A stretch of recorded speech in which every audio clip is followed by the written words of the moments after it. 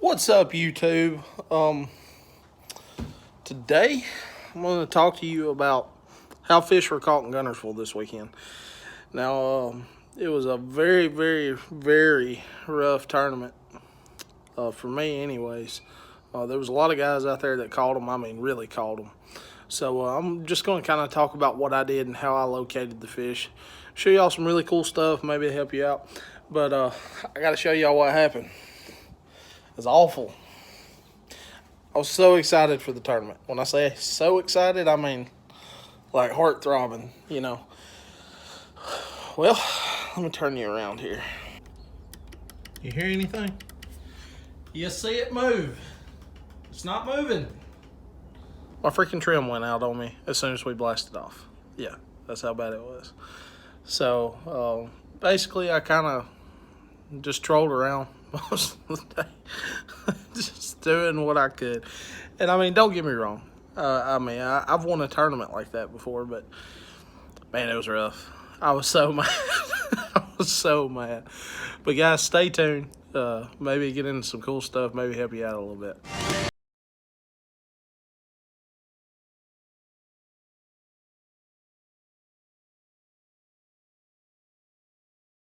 All right, so first thing, what was some of the baits that I was using? During practice, what I caught most of my fish on was crankbaits, lipless crankbaits, square bills, and everything. That morning, I trolled over to a bridge, and these guys had moved off the spot, so I was like, hey, I'm gonna go hit that. Of course, I mean, it's a pre-spawn area. So I'm throwing this lipless crankbait.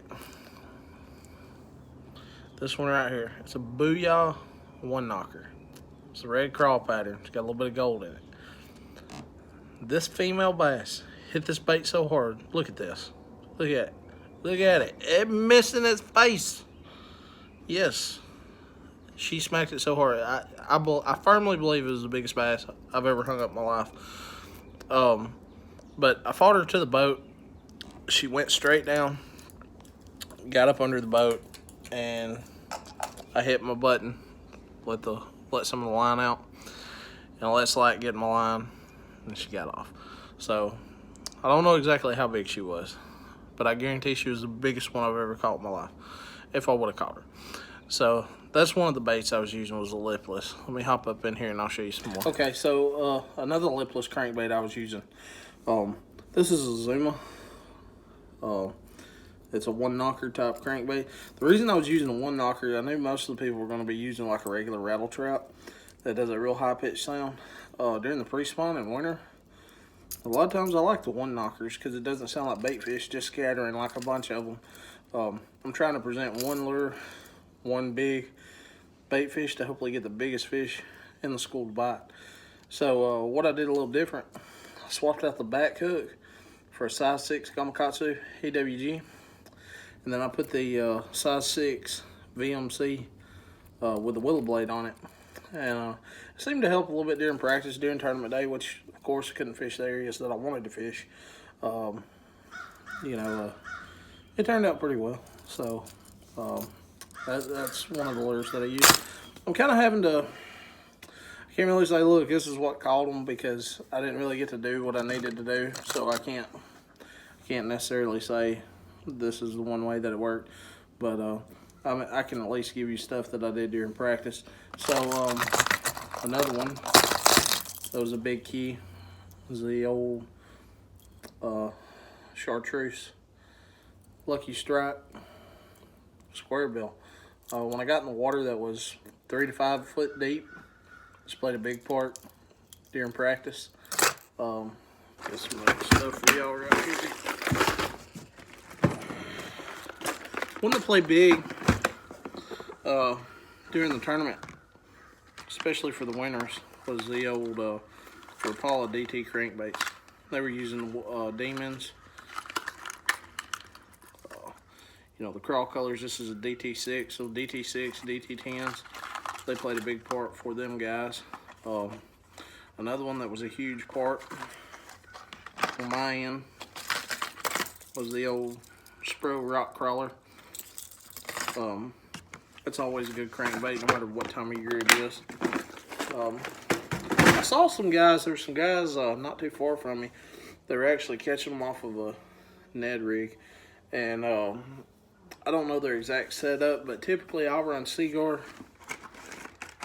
finesse fluorocarbon 7.3.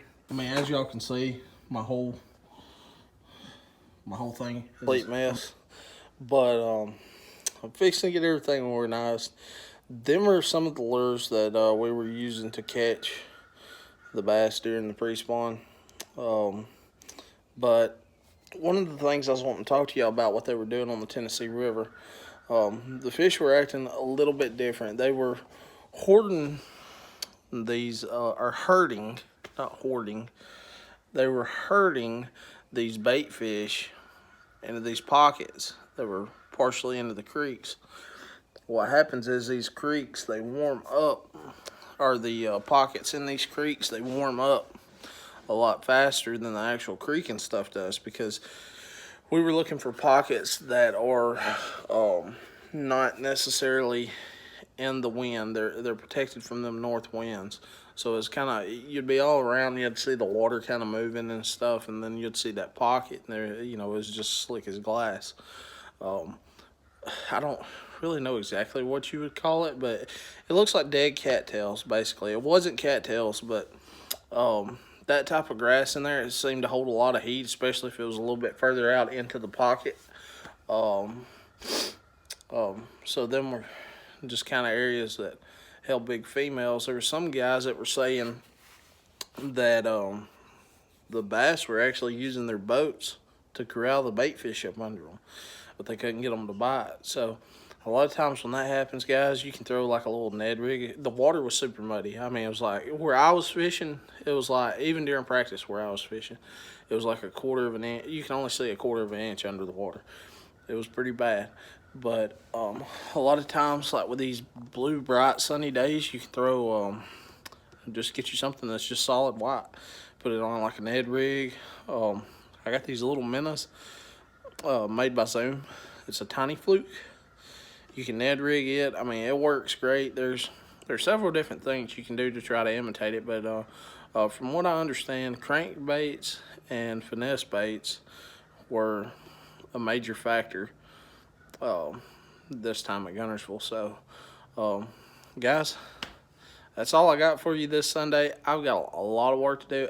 I got to get my trim fixed where I get back out on the water. We'll see y'all next weekend. I appreciate all the support. Thanks for watching. Don't forget to like and subscribe for more content.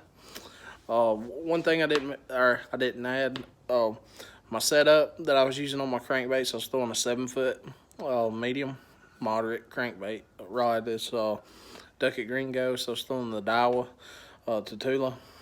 So, guys, that's basically my setup and how it went. This weekend at Guntersville, it was awful, but you know, you're gonna have bad tournaments. There's always bad ones. There ain't a whole lot of good ones, but you know, how you handle the downs is what makes a difference. So, like I said, guys, I appreciate y'all. We'll see y'all next weekend.